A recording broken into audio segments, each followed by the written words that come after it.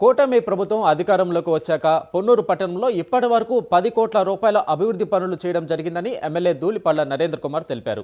గుంటూరు జిల్లా పొన్నూరులోని 100 ఎకరాల రక్షిత మంచినీటి ప్లాంట్ను ఎమ్మెల్యే ధూళిపళ్ల నరేంద్ర కుమార్ పరిశీలించారు.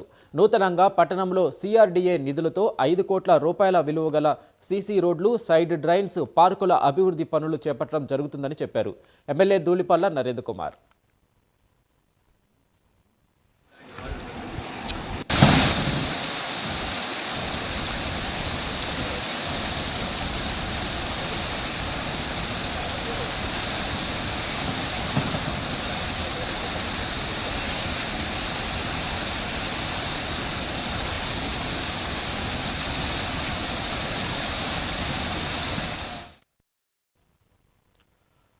ఎల్ఎల్సీ ఆయకట్టు కింద పంటలు వేయకండని ఎల్ఎల్సీ కమిటీ చైర్మన్ సుల్తాన్ తెలిపారు. తుంగభద్ర గేట్ల మరమ్మతుల కారణంగా నీటి విడుదల ఆలస్యమవుతుందని ఆయన అన్నారు.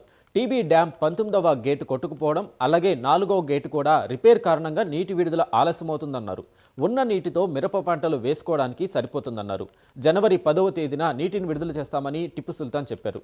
రెండో వరి పంట వేసుకోవద్దని రైతులకు ఏఎల్ఎల్సీ కమిటీ చైర్మన్ సుల్తాన్ విజ్ఞప్తి చేశారు.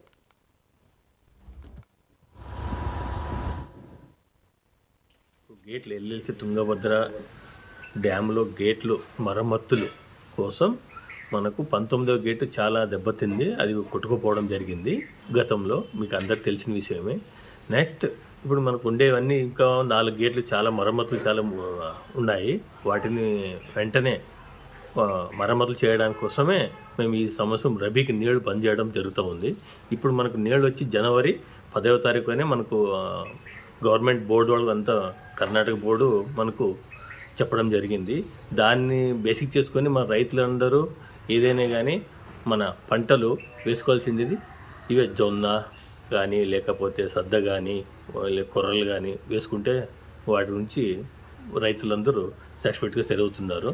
అయిన తర్వాత 19వ గేటు మనకు చాలా ఇంపార్టెంట్. అది ఇట్లే పోతా ఉంటే దాన్ని వెంటనే మరమ్మతులు చేస్తామంటే రబీకి కూడా నీళ్ళకాలం పంట కోసం మేము వెంటనే జూన్ లోపల మాకు మ్యాక్సిమం ఎన్ని గేట్లు చేస్తామో వాటన్నిటినీ ఇప్పుడు వాటన్నిటినీ మనకు దెబ్బతిన్న గేట్లన్నింటినీ వెంటనే మరమ్మతులు చేపిస్తామని చెప్పారు మన బోర్డు వాళ్ళు.